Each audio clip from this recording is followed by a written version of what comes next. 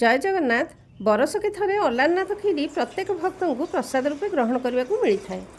यही प्रसिद्ध अलारनाथ खीरी आज बनइबा।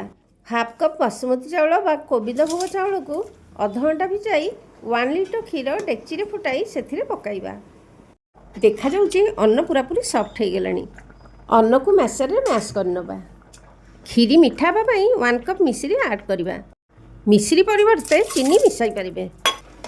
मिश्री मिसला मात्रे देखु किपरि खीरी पानिया हो गला। यहीपरि कंसिस्टेंसी रहिबो।